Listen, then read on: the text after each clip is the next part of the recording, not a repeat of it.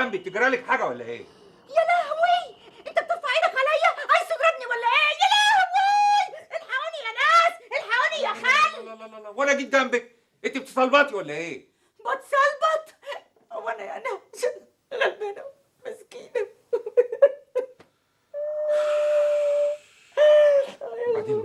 وبعدين معاكي بقى، انا ما عنديش اعز منك. طب واللي كنت بتكلمها في التليفون؟ ما كنت بكلمها عشان مشكله الاولاد، كنا بنتناقش في مسائل علميه. بقى السهوكه اللي انا شايفاها دي بتسميها علميه وانتش فاهمك انت في العلم؟ عايز تقول يعني ان انا جاهله؟ يا ستي ما اقصدش.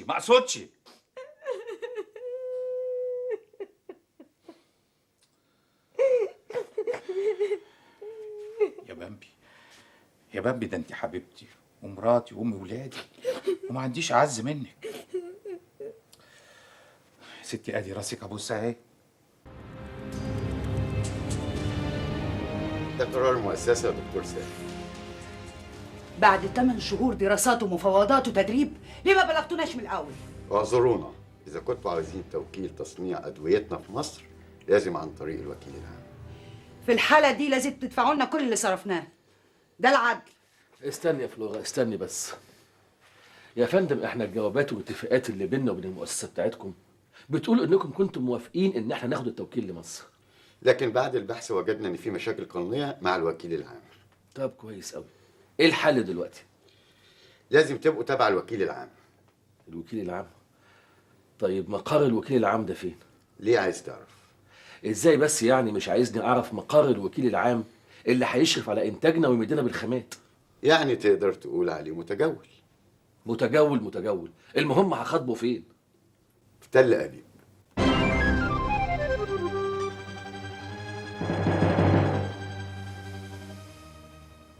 شوف يا اخويا، انا عايزاك تقصي لي قصه كده تغير شكلي خالص، بس من غير ما تقزعره الهي يخليه. ايه رأي حضرتك في دي؟ يا لهوي، دي عامله زي الراجل المتقيف، حرام عليك، بقول لك ما تقزعرهوش. الله، اهي دي حلوه قوي، بس لو على اطول شويه كمان يبقى حلو. عينيا. نعمل بقى تحت حضرتك في شويه هايلايت عشان تعمل ايه يا اخويا؟ هايلايت عشان الشعر ينور من تحت. الهي ينور قلبك، مفيش مانع، اتكل على الله، دي حلوه قوي. ممكن.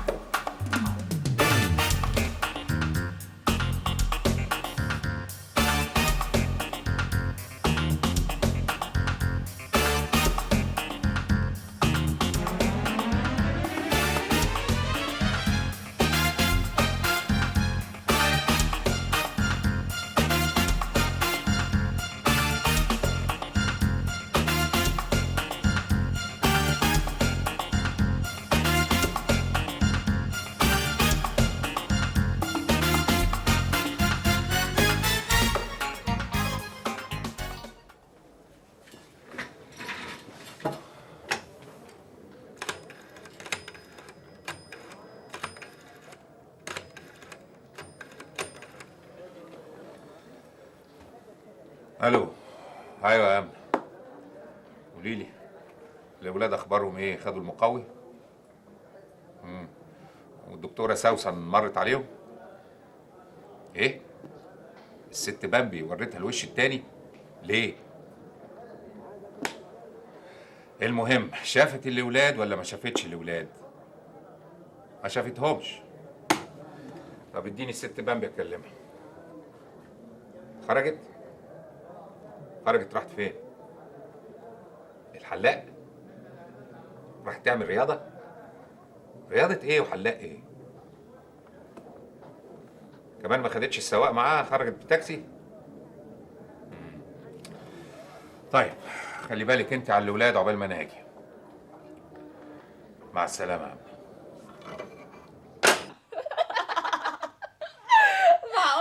معقولة الكلام اللي انت بتقوليه ده يا فيفي؟ عنباية تدخل الهيلث كلاب؟ طب ازاي؟ تصوري يا ربي على اخر الزمن المنديل ابويا يدخل الهيلث كلاب. طبعا يا ستي، عايزة تلمع في عينين محسن من جديد. بالشكل دوت تبقى الحرب قامت بين عنباية والدكتورة سوسن. انت هتفضل قاعد في الاوضه دي لوحدك كده على طول؟ سيبيني دلوقتي يا بامبي، خليني اكمل قرايه، جايز الاقي حاجه تنفع العيال. واضح اني ما بقتش عاجبني. لازم اشوف حل يرجعهولي انا وعيالي، عيالي المساكين، بدل كتب الطب اللي عمال يقراها دي. اكيد بيقرا ده كله عشان يقرب من اللي ما تتسمى.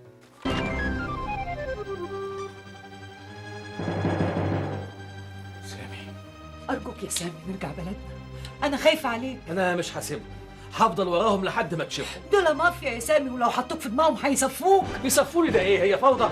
هيقتلوك يا سامي، وانا ما اقدرش اعيش من غيرك. ارحمني يا سامي وارحم نفسك، علشان خاطري يا سامي سافر بلدنا، ده لو كان ليا خاطر عندك.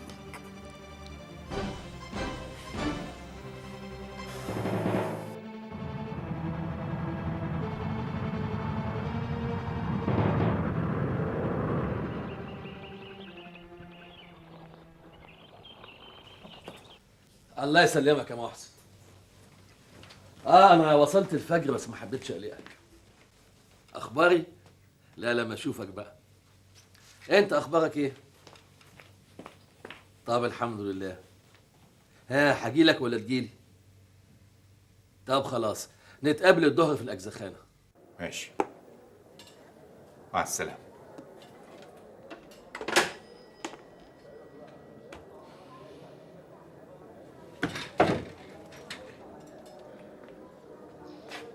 يا زعتر، زعتر، ايوه يا سي محسن. تعال أنا عايزك. عينيا حاضر، الزبون بس وجع على طول. عنباية بتخرج من ورا محسن.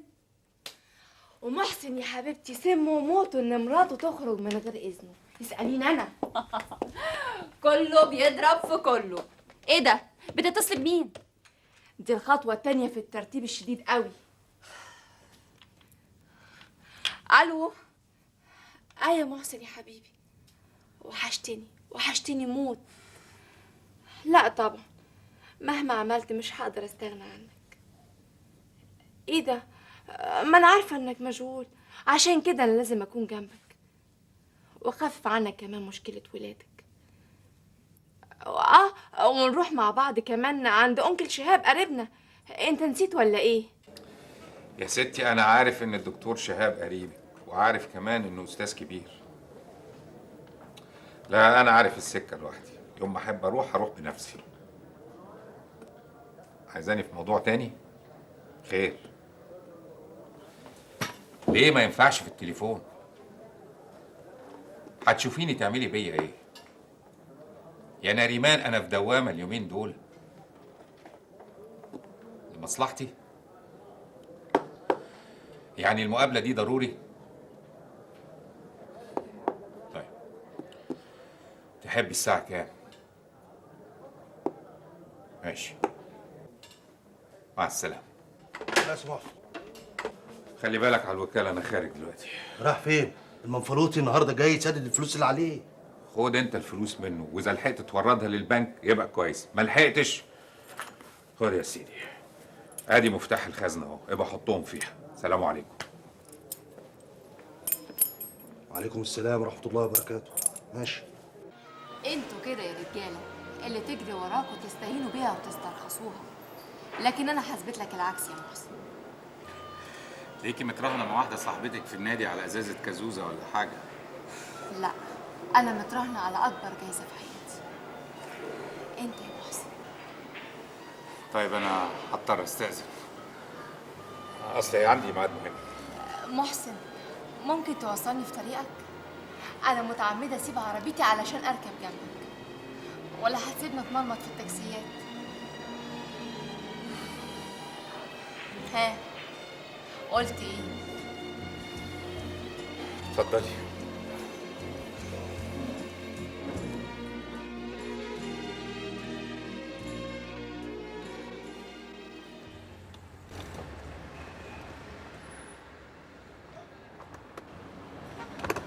دقيقة واحدة. رايح فين؟ اروح اسلم على صاحبي الدكتور سامي لانه لسه راجع من السفر، وبالمرة هتكلم في التليفون. مكالمة التليفون أهم؟ لازم اطمن على ولادي وعلى مراتي.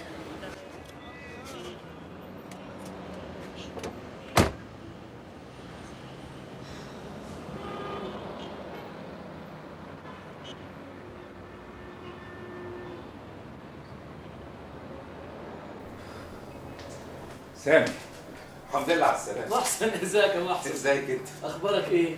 والله اخباري مش تمام، ظروفي صعبة قوي يا سامي. والله ما حدش عارف مين ظروفه اصعب. في ايه طمني؟ بقول لك ايه، ممكن استعمل التليفون؟ قوي اتفضل.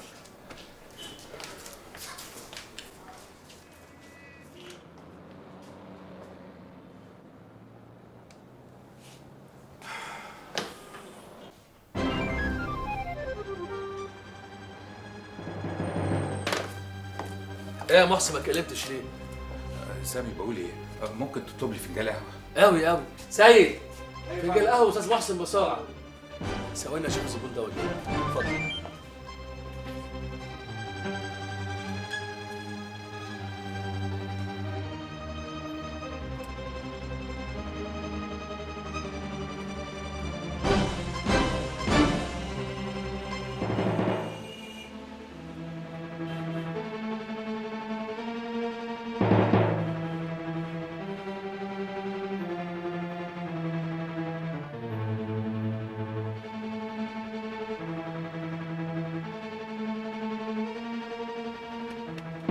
فين ده بس يا ربي؟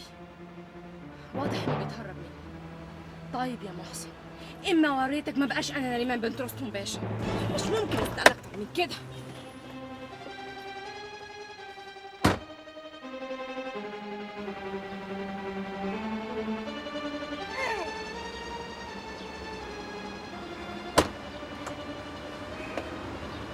أنا متأكدة إنها عربية محسن. طيب إما وريتك يا فلاتي يا بصباص، يعني مش الدكتورة سوسن وبس. حاضر، ما أثرش فيك حتى مشكلة ولادك. طب والله لا أنا قاعدة لك في العربية.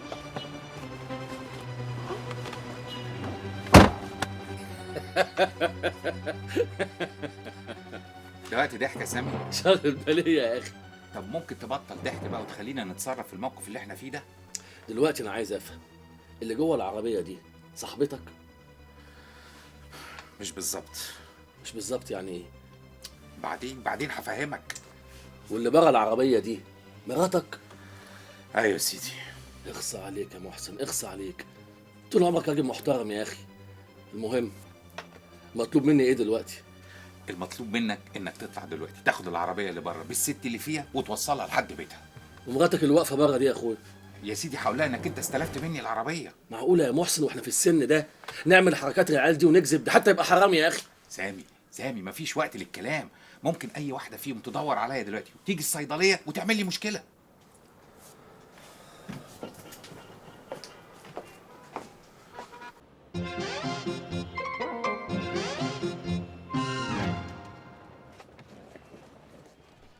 يا لهوي، أنت مين؟ إيه؟ أنت حرامي ولا إيه؟ ست هانم استني بس، افهمك كل حاجه. استنى. لازم نمشي من هنا دلوقتي حالا. لو ما وقفتش أنا هصوت وألم عليك الدنيا. الحكايه ان مراته شافت العربيه ولجأ لي علشان منع للمشاكل. وهيقول إيه بقى لمراته إن شاء الله؟ هيقول لها يا ستي انك صاحبتي انا واني سلفت منه العربيه. كده وأنت تطلع مين بقى؟ انا الدكتور سامي صاحب الاجزخانه دي، اعز صديق لمحسن. احنا الاتنين توأم عمر. أنت الدكتور سامي عبد الشهيد مش كده؟ اكيد حكى لك عني كتير. كتير قوي. بس لازم تفهمي ان انا ومحسن ملناش لا في اللعب ولا كلام فاضي. ما هو باين واضح، طبختوها وسبكتوها سوا في 5 دقايق. عموما هو هيتصل بيكي ويشرح لك كل حاجه، لكن اللي فهمته انه مهتم بيكي جدا وعايزني اوصلك لحد البيت. قبل ما توصلني بقى، ما قالكش انا مين وعرفني ازاي؟ في الحقيقه ما كانش في وقت. كل اللي كان واضح انه مهتم بيكي جدا وخايف عليكي من مراته. كويس قوي. وبما انك بقى اعز صديق له، ما تعرفش مراته؟ الحقيقه ما لحقش يكلمني عنها وما اعرفهاش، لكن سمعت عنها كتير. سمعت ايه؟ سمعت انها بنت بلد من الحي اللي فيه الوكاله، ساب بنت البشوات واتجوزها علشان يخلف. وقال لك ايه كمان عنها؟ في الحقيقه محسن تقيل حبتين، يعني ما بيحبش يتكلم كتير خصوصا عن اهل بيته، لكن فهمت يعني وسمعت منه كده انها ست غيوره وحقوده وغلويه وعماله تشده لتحت، ست كشريه. خساره، كان لازم محسن يتجوز واحده متطوره زيك. اوصلك بقى دلوقتي لو سمحتي؟ اتفضل.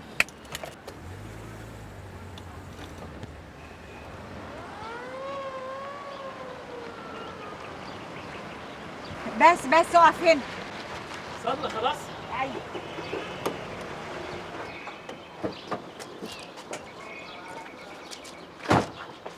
الله، دي فيلا محسن شلقامي. انتوا في نفس الشارع بقى عشان كده يعني جيران. ده احنا جيران بالقوي لدرجة ان احنا عايشين في بيت واحد. ما انا بقى الست الجهلة البلدي الغيارة اللي جوزها شبرين الكشرة، اللي جوزها لازم يعرف عليها، ستات ألا فرانكا، الست ام منديل بقوية. عرفت بقى انا مين؟ الست اللي بتشد جوزها لتحت.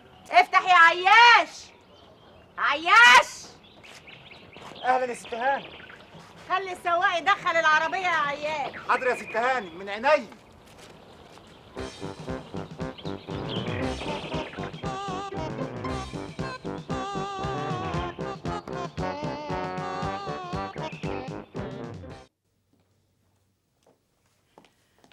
أنا آسفة يا حبيبي، أكيد جوعتك النهاردة. 5 دقايق والأكل يكون جاهز. بس أنا مبسوطة قوي النهاردة يا سامي. خلاص يا حبيبي، جت الموافقة على الهجرة.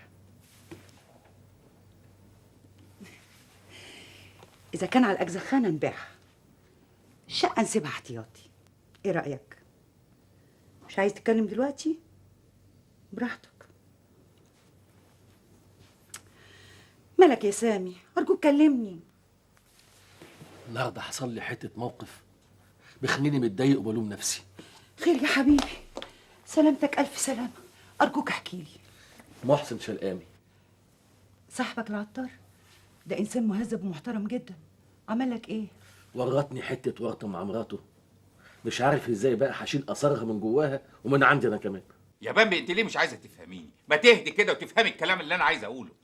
لا وايه، وطبختها في دقيقة واحدة انت وصاحبك بتاع الأجزخانة المتعلم. لولا ان ربنا بيحبني وكشفتكوا كنت هفضل على عماية مع راجل مستصغر نفسه وعمال يتنطط مع الستات في العربيات.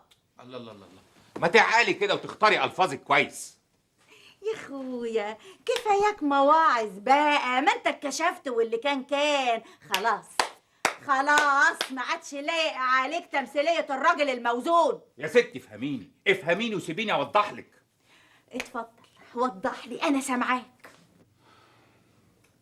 بصراحة يعني وهو أنا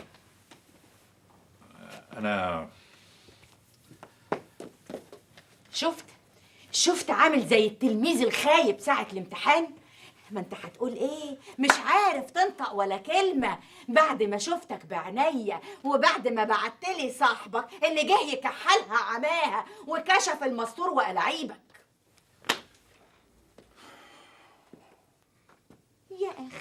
يا أخي حس على دمك، بص لولادك الغلابة المساكين دول. انت ايه؟ شعورك وإحساسك ماتوا خلاص، قلبك بقى كله ايه؟ والله العظيم انا ما عندي اعز من ولادي، انا كل اللي بعمله ده علشانهم، عايز الاقي لهم حل. حل ايه يا ابو حل؟ خش في عب، خش. الحل ده هيجي منين؟ من السنيوره اللي كانت بتتصرمح معاك في العربيه؟ تقدر تقول لي تطلع مين الهانم دي؟ شوف بقى يا سي محسن، من النهارده البيت ده ما يسعنيش انا وانت.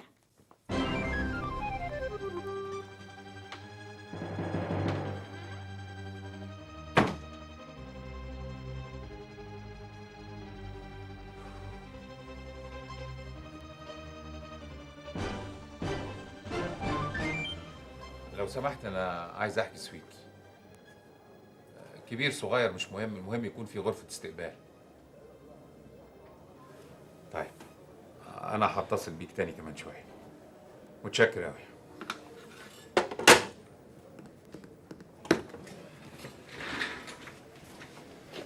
مساء الخير. مساء النور. ايه ده حضرتك مروح يا بيه؟ لا انا ماشي بس مش مروح. عندك مشوار؟ تقريبا. المهم قول لي انت عملت ايه الاول؟ اهو ماشي في الاجراءات. يعني لا خلصت حاجة ولا سجلت يا مقبل؟ انا كنت عايز اشرح لحضرتك تشرح لي ايه بس يا مقبل؟ هتسجلهم امتى؟ لما الولاد يطلع لهم شنب؟ عموما انا مقدر انفعالك علشان ظروفك. لو كنت مقدر انفعالي مظبوط كان زمانك سجلت الاولاد. ما انا مش عايز ازود همومك يا ابي. انت كده بتضاعف همومي يا مؤمن. بصراحه انا مش عايز اطلب منك مصاريف، وانا اليومين دول مزنوق شويه والمكتب ما فيهوش قضايا والسوق نايم. يعني عاوز كام؟ يعني في حدود 10,000 جنيه.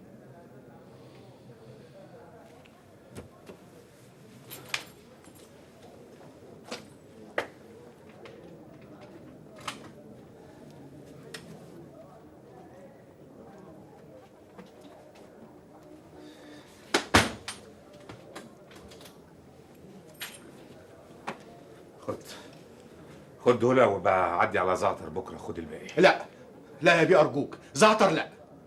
خلاص بقى عدي عليا في اللوكاندا. لوكاندا؟ لوكاندا ايه يا بيه؟ الحقيقه مش عارف انهي لوكاندا لغايه دلوقتي لسه ما اكدوليش الحجز. طب لازمتها ايه اللوكاندا بس؟ بعدين يا مقبل بعدين. بقول لك ايه، اتصل بالوكاله بكره وهم هيقولوا لك انا قاعد في انهي لوكاندا. واضح بقى ان حضرتك مستعجل قوي. فعلا. بقول ايه، ابقى خلي ولادك يجوا يلعبوا مع ولادي. انت عارف انهم وحدانيين وظروفهم صعبه.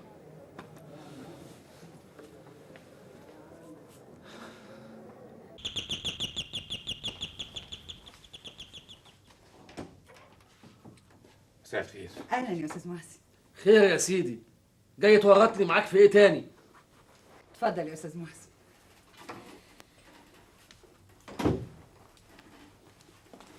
اهلا وسهلا. اتفضل حضرتك.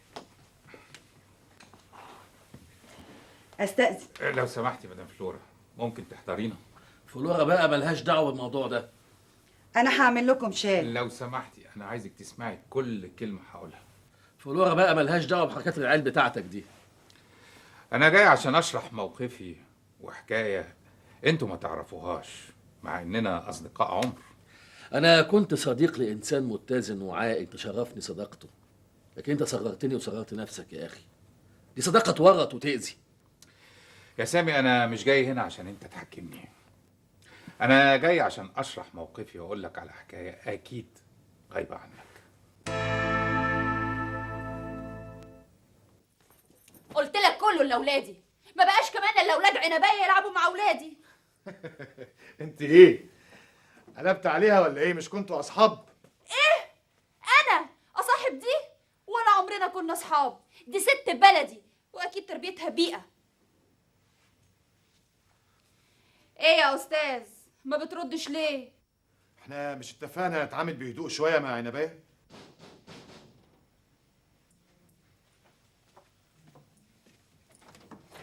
اهلا اهلا حبيبه بابا، اهلا اهلا اهلا اهلا اهلا اهلا. ايه يا حبيبتي؟ عايزاني اجي انام معاكي؟ حاضر عينيا. انت برضو مصره تخلي ولادي ما يروحوش يلعبوا مع ولاد عمهم؟ انت ناسي ان ولاد عمهم دول اولاد مش طبيعيين، مش عاديين. انت عايز تعقد ولادي ولا ايه؟ وادي يا سيدي حكايتي والاحداث اللي مرت بيا. انا اسف يا محسن، انا فعلا فهمتك غلط. على كل حال في موضوع كده عايز اكلمك فيه، يخصك وبالتالي يهمني. موضوع ايه يا محسن؟ خير. زميلك اللي كان بيشتغل معاك اللي اسمه معتز، ماله ده كمان؟ عاوز العمال اللي انت فصلتهم يرفعوا عليك قضيه. يا محسن دول سرقوا مخزن الاجزخانه. تعال يا ابني خش، تعال خش يا ابني. حط الحاجة عندك، حط الحاجة عندك بالراحة. الله يكرمك بالراحة بالراحة. انت عارف الوقية بالشيء الفلاني، واد ما بيفهمش هيبوظ لنا الدنيا. ايوه الو ايوه. عايز ايه يا ست القنده انت؟ ايوه القنده. بتاكدوا الحجز يا استاذ محسن؟ في ايه كفاله الشر؟ سويت ايه؟ قصدك سويت يعني جناح كام بقى ان شاء الله؟ 915 915 الدور التاسع غرفه 15. ماشي ان شاء الله هنقول له. حاضر مع الف سلامه.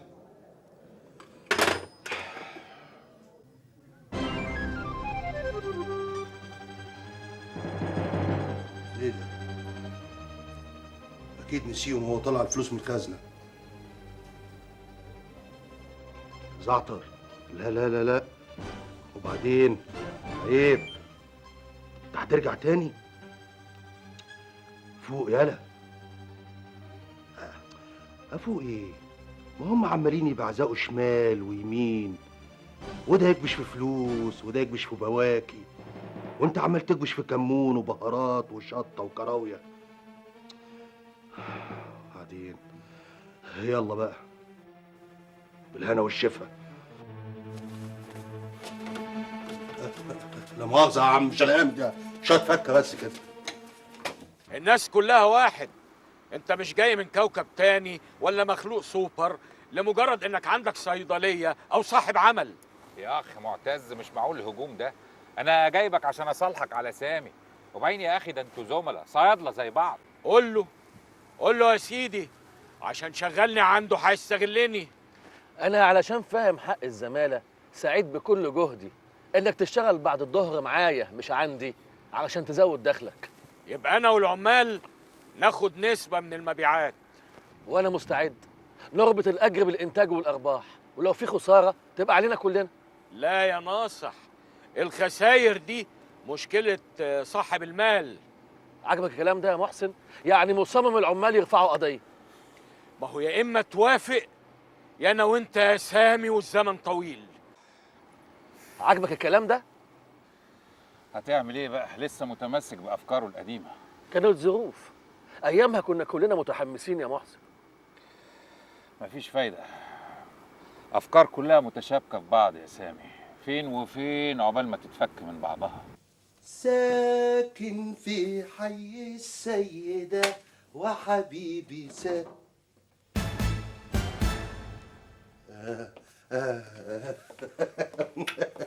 ازيك يا نعناع؟ ازيك يا حبيبتي؟ نعناع، خدي بالك من الفلوس دي، شيليها يعني وقت عوزة. ايه بقى الفلوس دي كلها يا زعتر؟ وشك حلو عليا يا حبيبتي، وشك حلو عليا يا نعناعة يا ريحانة قلبي. زعتر، نعم يا حبيبتي. دي فلوس كتير قوي، وما احناش اول الشهر ولا ميعاد قبضك من الوكاله. نعناعة، قلت لك رزق رزق. زعتر، سايقه عليك النبي ما تدخل علينا فلوس تجر علينا غضب ربنا وتجيب الخراب. انا كلها معاك بعيش وملح بس ابقى مطمنه. اطمني اطمني يا نعناعة. وبعدين يلا بنت قومي كده اعملي لنا لقمة عشان نتعشى. طب ايه رايك بقى ان انا مش هقوم ولا هتحتح من مكاني الا لما اعرف انت جبت الفلوس الكتير دي منين؟ قلت لك بقشيش بقشيش يا نعناعة. معقول البقشيش يجيلي اقول له سوري يا بقشيش ما تجينيش؟ وبعدين على فكرة سي محسن حجز سويت في اوتيل يعني، لوكاندا عشان ينام فيها. يا دي الخيبه، ينام فيها؟ اكيد زعلان مع الست بامبي. دايما يا جماعه استاذن انا. استنى بس، دي فلوره اعمل لك تورته. لازم ارجع الاوتيل يا سامي. دي بقى ملهاش لازمه، اقعد يا راجل اقعد. فعلا مش المفروض تسيب بيتك. مشكلة الولاد محتاجة لترابط وتفاهم بينك وبين الست بتاعتك. على كل حال سوء التفاهم اللي حصل بيني وبينها خلى وجودنا مع بعض بقى مستحيل. الولاد طبعا محتاجينها اكتر مني، وانا ما اقدرش اخليها تاخد الولاد وتروح تقعد في بيت اهلها. تسمح لنا نتدخل انا وسامي؟ ايه رأيك يا سامي؟ مدام فلورا انا بشكرك على شعورك ده، لكن في الحقيقه انا ما بحبش حد يتدخل بيني وبين مراتي. وبعدين هي اتصرفت من دماغها وبالطريقه دي تبقى جنت على نفسها. اما بقى بخصوص ولادي فانا هقدر اشوفهم وفي اي وقت. يا ست بامبا، يا ست بامبا، انا شفان الدماغ ما يجيش من وراه غير خراب البيوت. انتي بتقولي ايه يا نعناع؟ ده زي ما يكون ذبحني بسكينه تلمع، بعني بالرخيص قوي انا وولادي. ربنا يتولانا. الكلام ده من ورا قلبك؟ ده انت روحك في سي محسن. كنت لما كان هو راجل محترم ما يعملش العيبه، انا بشوفه قدام عينيا دلوقتي زي ما يكون اراجوز قرد بسديري. انت بس عشان صعبان عليكي منه. انا مستحيل اعيش معاه تحت سقف واحد بعد ما شفتها بعينيا دول وهي راكبه معاه العربيه. الدكتوره سوسن برضو؟ كنت خايفه من عفريت واحد طلع لي عفريت تاني. يعني مش الدكتوره بقى؟ لا، واحدة غيرها عايقة وشايفة نفسها قوي. هتكون مين بس؟ ما أنا لو أعرف هي مين. يا حبيبتي يا حبيبتي استهدي بالله، مين بس في جمالك وفي حلاوتك؟ وبعدين انت مراته وام عياله، مصيره ليكي ولبيته. ما أنا لا يمكن أعيش معاها في بيت واحد غير لما أعرف هي مين وكانت راكبة معاها العربية ليه. ده أنا بنت بلد وكرامتي فوق كل حاجة. حبايبي يا ولادي،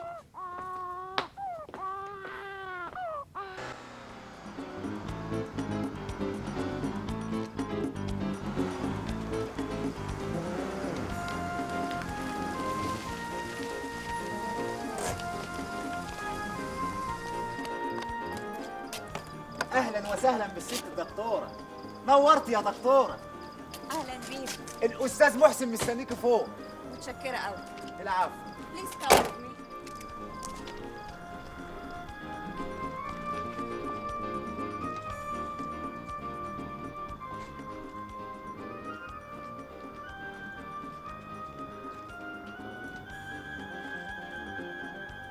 اهلا دكتور السوسن.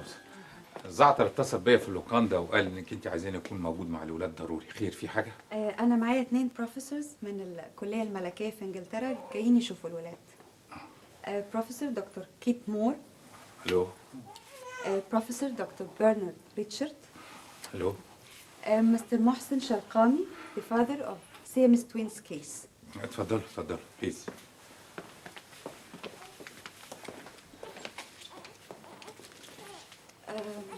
Mrs. Shalqami, the mother of the twins. Please come to see the case. Please come.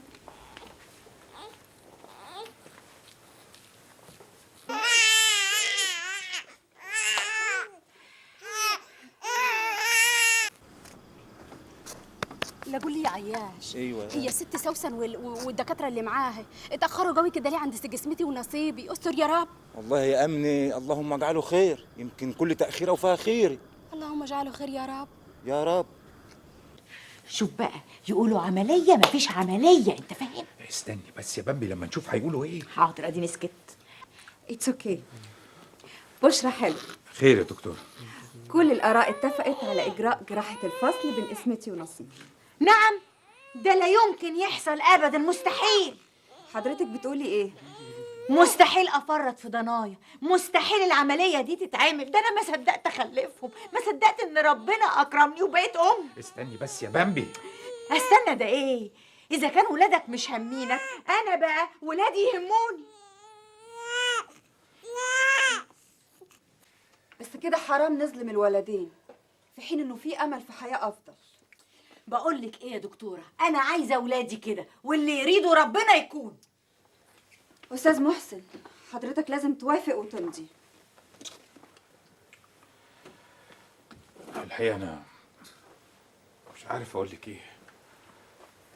القرار صعب يا دكتورة. أنت لسه هتقولي صعب وسهل؟ أنتوا عايزين تجننوني؟ ما كنا قفلنا الموضوع ده خلاص.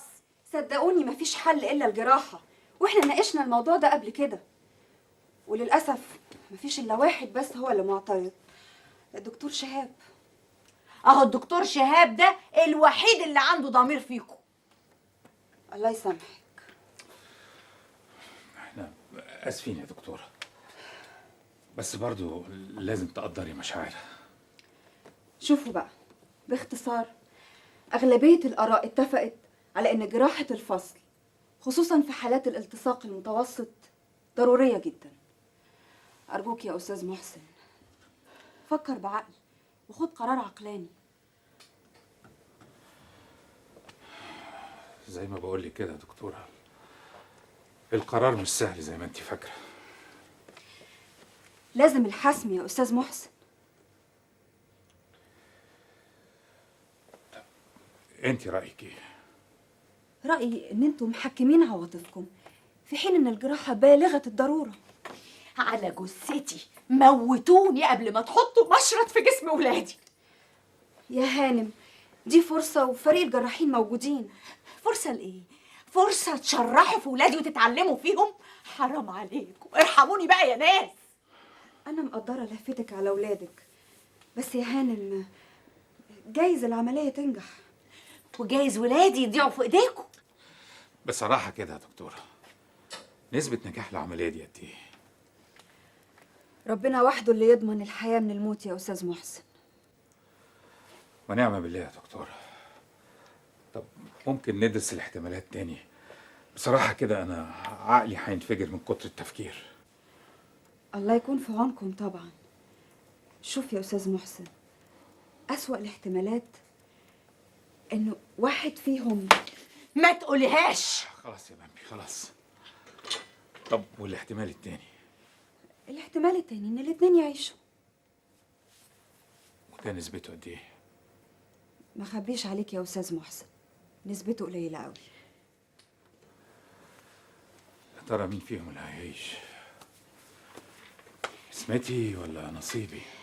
متهيألي خلاص الموضوع انتهى. انتهى يا دكتورة، مفهوم؟ أستاذ محسن، مدام بامبي، لو حكمتوا عواطفكم دلوقتي أنا بحذر من الندم بعدين. وعموما احنا في انتظار ردكم. عن إذنكم.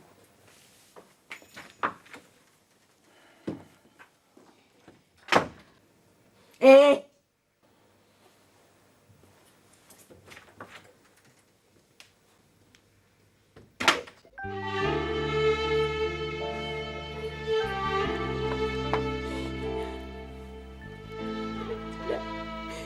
لا مش هيعملوا العملية، مش هيعملوا عملية.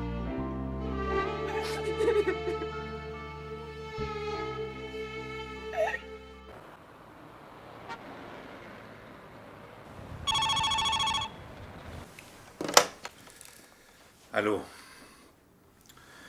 تاني يا نريمان، تاني يا نريمان، انا ظروفي صعبه ومش رايقلك. انت عارف لو ما قابلتنيش انا هكشف السر للكل واقول اني كنت معاك. تهديد؟ والله اعتبره بقى زي ما تعتبره. يعني ما انتش عارف انا بعمل كده ليه يا محسن؟ عشان بحبك ومش قادرة اعيش من غيرك. محسن، ممكن اشوفك؟ خلاص يا نريمان، امري لله. بكره الساعه 1 بعد الظهر. لا لا لا لا لا في الكازينو ولا في الكافيتيريا بتاعت اللوكاندا. كفايه اللي حصل المره اللي فاتت، بعدين حد يشوفنا تاني. خلاص يا نريمان، ابقي اطلعي في الجناح بتاعي، انا هستقبلك. ماشي، مع السلامه.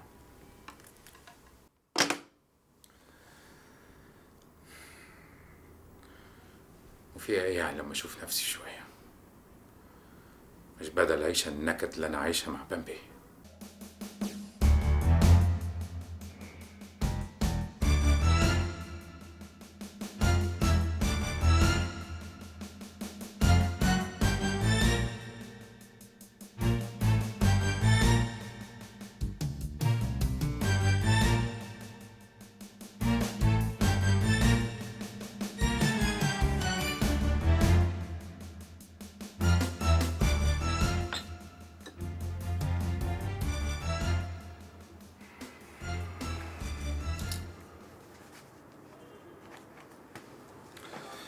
متشكر يا اخي. اي خدمه تانية يا فندم؟ لا بس يا ريت وانت خارج يبقى سيب الباب مفتوح. حاضر.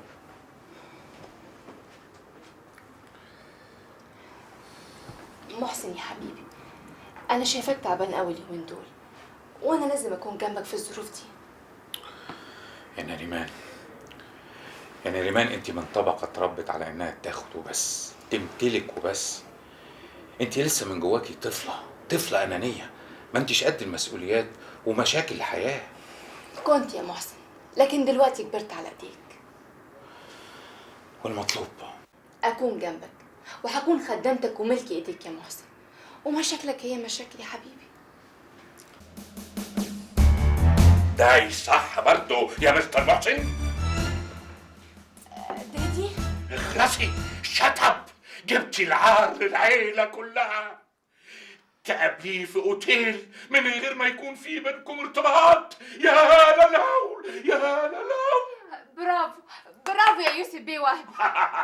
لا يوسف بيه كان بيمثل احسن مني شويه، مش كده؟ ايه رايك يا محسن بيه ترجعوا لبعض؟ ايه رايك؟ يا ريت يا محسن يا حبيبي. اظن دلوقتي اتاكدتوا انكم ما تقدروش تستغنوا عن بعض، صح؟ طبعا يا دادي، انا مستحيل استغنى عن محسن. على كل حال انا كنت عايز اقول لكم على حاجه. انا كنت واخد قرار بيني وبين نفسي ان انا ارجعها قبل ما تيجوا. فيري جود. خلاص الليله احتفل بيكم. رستم ماشي عليه حاجات.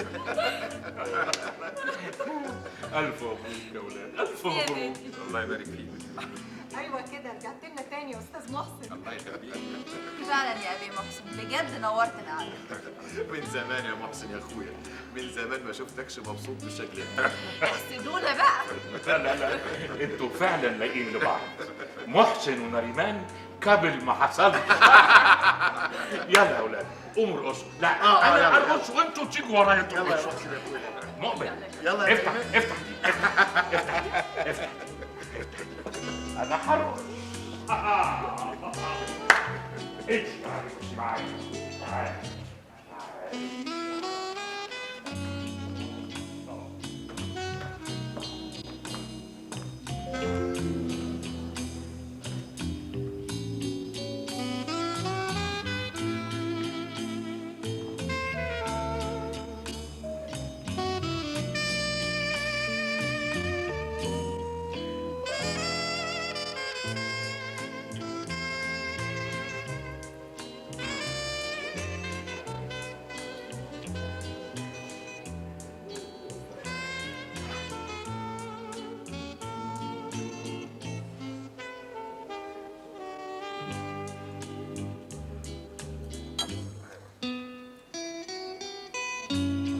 ايه رايك بقى يا حبيبي في حموتها كده نفتحه في موضوع بيع الوكاله؟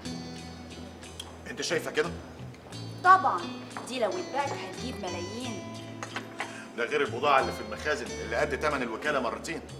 وساعتها بقى يا حبيبي تقدر تطالب بصنع اللطافه بنصيبك في دكان العطاره الاصلي. ما اعتقدش ان اخويا محسن هيوافق. انت ما تعرفيش دكان العطاره الاصلي ده غالي عليه قد ايه. لا يا حبيبي، في القعده دي وهو مبسوط هيوافق، ما تقلقش. انا بقى عندي مشروع استثماري ناجح خالص. مزرعة خيول، هورس فارم يكسب ذهب. لا وليه بقى ما نستثمرش في الاراضي؟ احنا محامين ويبقى لنا كلمه. مش لما يوافق على البيع الاول نبقى نقسم المصالح؟